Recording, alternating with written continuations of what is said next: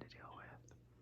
And then it's finding my own time, which I've kind of become very selfish these past 2 years, like really, when I'm not working, making sure I'm enjoying my life and enjoying my time, because life is exhausting. Pardon if you hear any noises. I just moved into a new apartment. I was at that same apartment that probably my last video was at, recorded in about 2 years ago.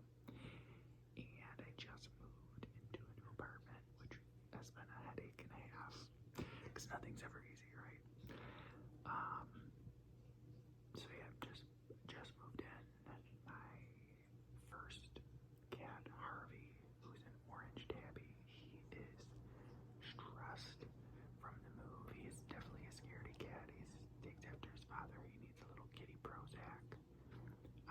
He's laying under the covers right now, and his brother Reggie might be coming up here in a second. Yeah, you want to come say hi?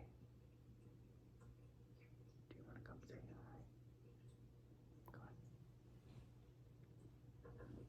This is Reggie. Reggie is a gray tabby. He loves to purr. They're sniffing each other right now. Be nice. I don't need any fighting. They were having some issues before we moved. Some like territorial issues, I'm assuming or guessing. My oldest in the first, Harvey, was peeing in my bed, which was so fun. I was like changing the sheets every day. But I knew he didn't know any better, obviously. So, yeah. So, not a ton has changed in my life. I do still work at the same primary care / family medicine office I lived at. You better make biscuits right here, right behind the camera so it shakes. Reggie's right behind you guys. I'm still at the same family medicine office, working as a PA full time. I work 4 days a week, 10-hour shifts.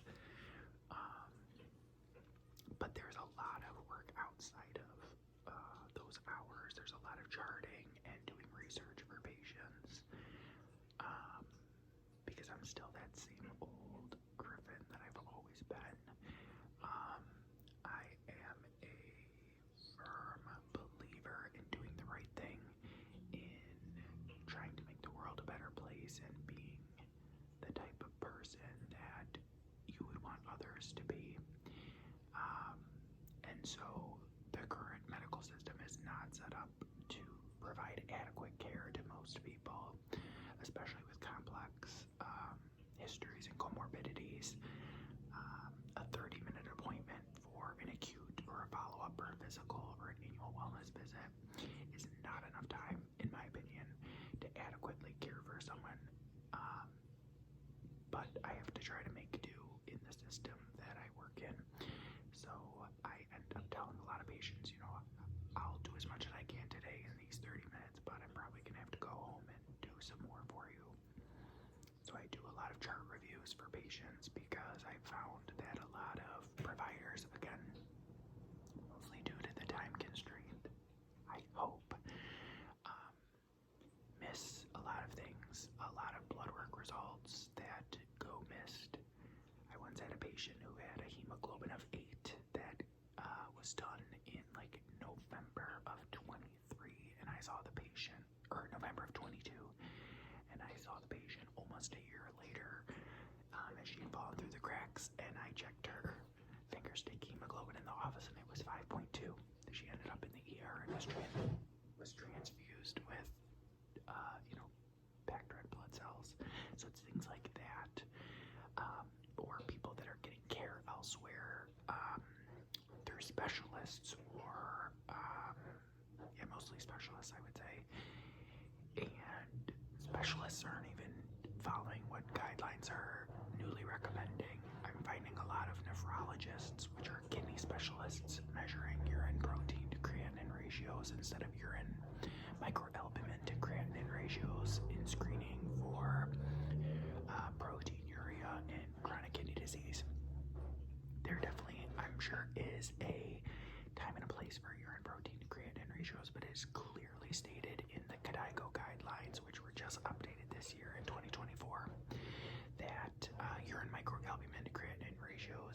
is superior to urine protein to creatinine ratios, and yet they still are ordering the urine protein. So I've been doing urine microalbumin for a lot of patients, and a lot of them I'm just like, you know what, you might as well just follow up with me. Like, I know I'm a little OPA, but my God, what are these people doing?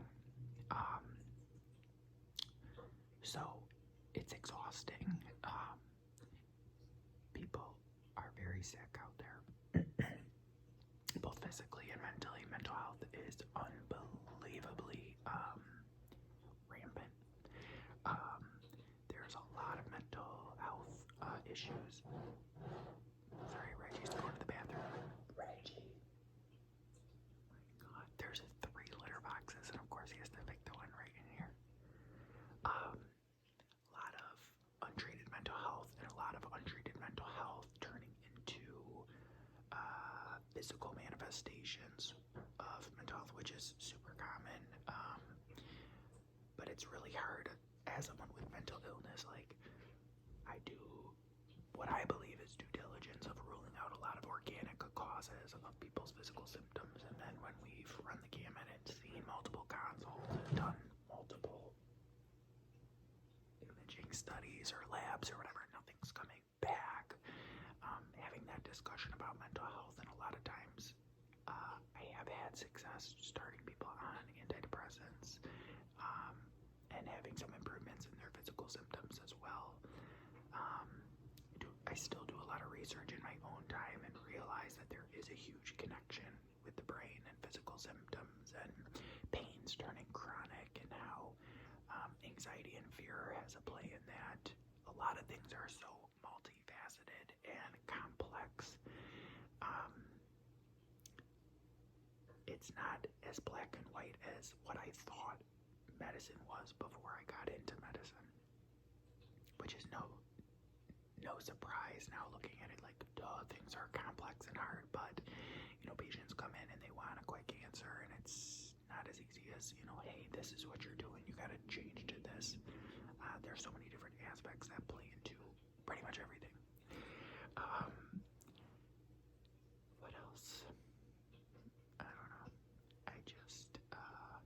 So I've been dealing with a lot of my own mental health with that, with realizing I'm trying to do what I believe is right in a broken system, which then I have to sacrifice myself or my own time to try to accomplish that. And that's exhausting, and obviously leads to burnout and my own mental health struggles. Since we've last talked, I believe, so I was on, for the longest time, was on Lexapro, and I was up to 20 milligrams, and then my first winter working, so 2 years ago, I think, definitely had a relapse of some depression. Kind of the reality of what working was like really hit me, and so I started Wellbutrin, and really liked the mood stimulating and dopamine related effects of the Wellbutrin. It made me feel better, it made me feel more motivated, but it definitely worsened my anxiety, which led to some of my own physical manifestations. I was really tightening up, so I had really bad neck and TMJ pains, which still flare from time to time, which is very common in people with generalized anxiety. So I had to stop the Wellbutrin, and instead me and my psychiatrist tried switching to Prozac. I am now on Prozac at 60 milligrams daily, which is working really well. Do I think I'm cured? No. Do I think I could do better in terms of better management? That's the million-dollar question, as I say to my patients. We never know. I could be better controlled on a higher dose or a different regimen, but I'm not going to chase that right now. I'm comfortable enough with where I'm at. The move, I had some anxiety, but nothing that was impairing my functional abilities. I still get to work every day. I'm not crying at work, so I think overall I'm doing pretty well, but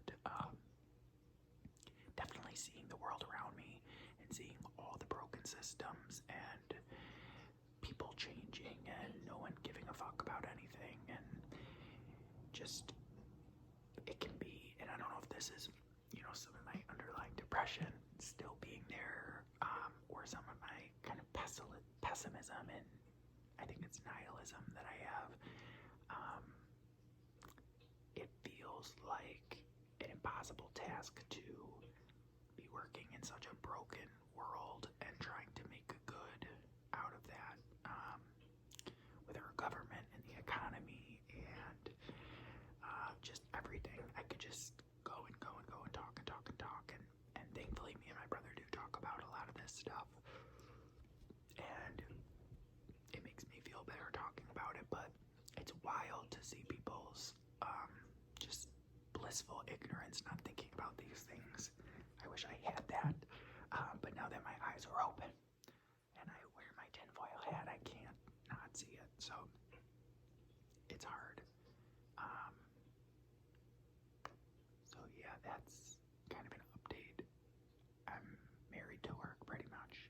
I enjoy my days off. I tend to rot away in bed, still play a lot of video games, don't really exercise much anymore.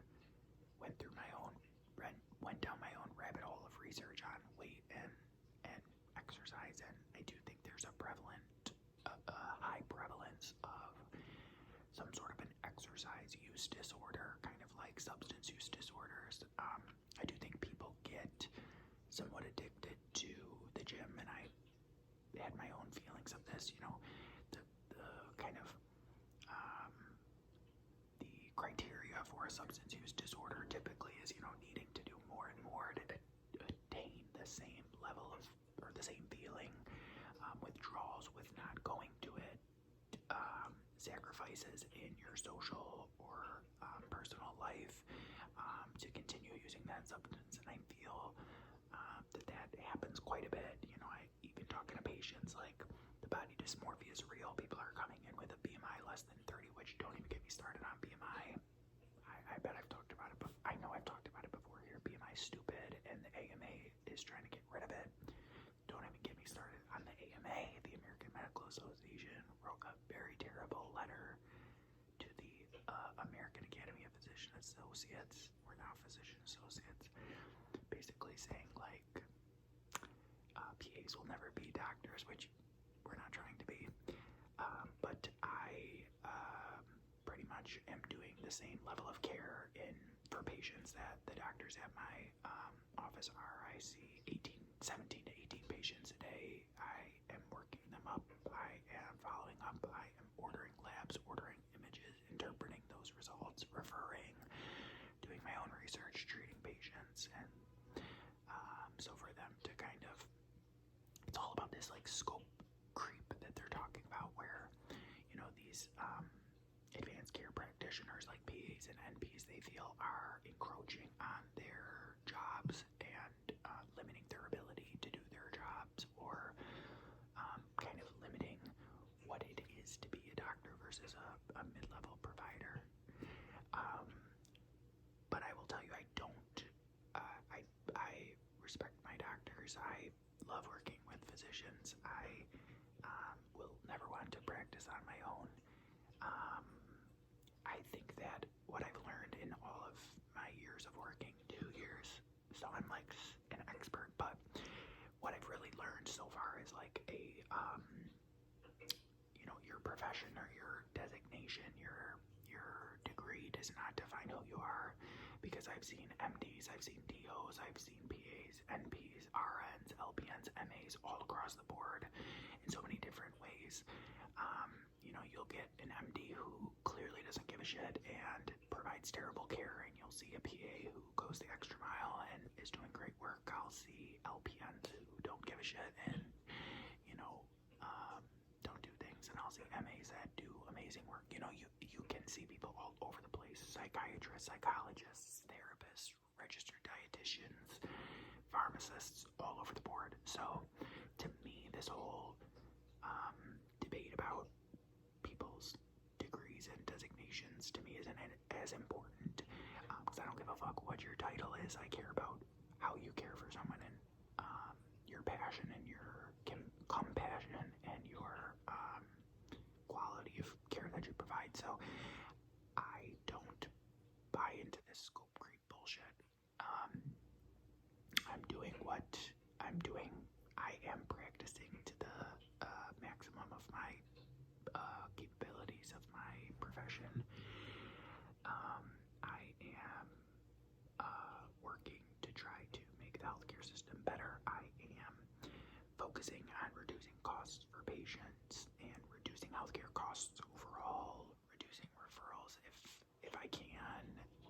it's a very weird thing in medicine. There's this disgusting, I don't even know, trickle down between the government and health insurance and providers and then patients. And, you've got the government and insurance trying to push for less healthcare costs. As newer medicines are coming out that are more expensive, trying not to prescribe those, but also prescribing those because they are most of the time more effective or better at certain, or have more beneficial outcomes or more beneficial, like effects associated with them.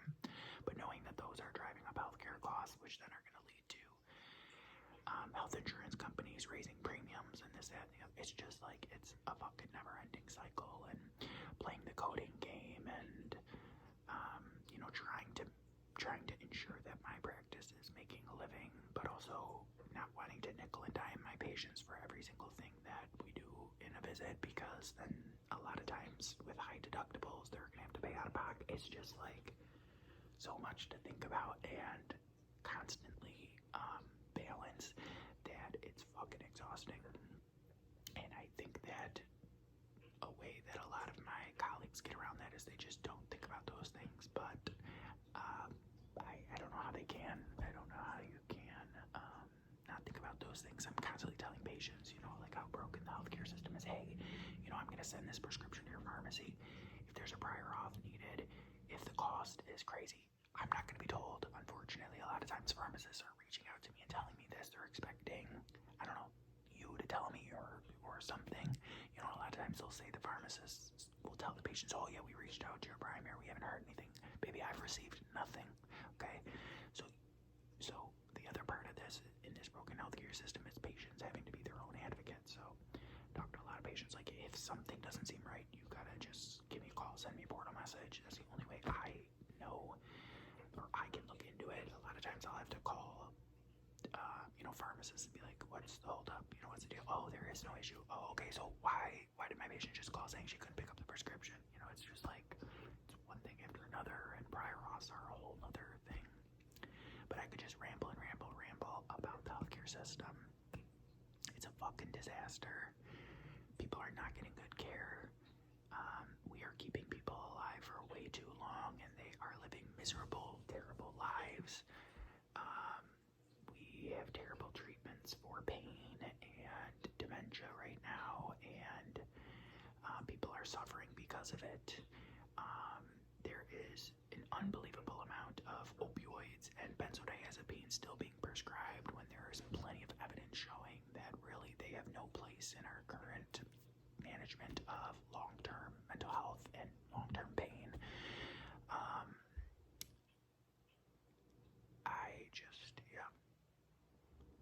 So, and it's cold season coming up, so everybody and their sister is going to want an antibiotic for an upper respiratory illness, so that's going to be another fun thing.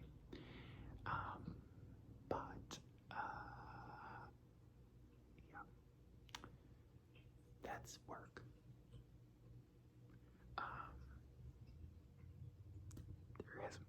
That's the kind of tough part, is there isn't much outside of work.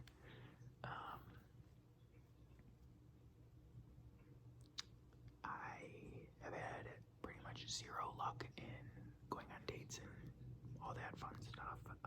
Have been on a couple, have all been pretty much duds. Really hate the broken system of trying to find someone through a dating app, and I don't really like to socialize or go out. I'm more of a homebody, and there's not really great ways to find somebody that way, so I've tried to be more social. I went to Pride this year with work. I go out from time to time, but I'm not a club person, so I'm not gonna find someone at a bar or a club. That's not my gig. I'd rather be home reading or playing video games or whatever.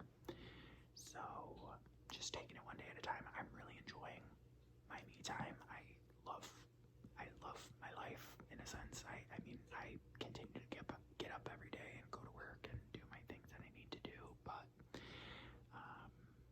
yeah. What else? I don't really know what else to talk about. I'd like to do more videos. I feel like I failed you guys. Truly, I have a lot of guilt about my ASMR channel and starting a Patreon and doing all these things and making people paid me money, which like truly felt disgusting. And then I was like sending letters and cards, and that was really fun, truly. But I feel like I let a lot of people down.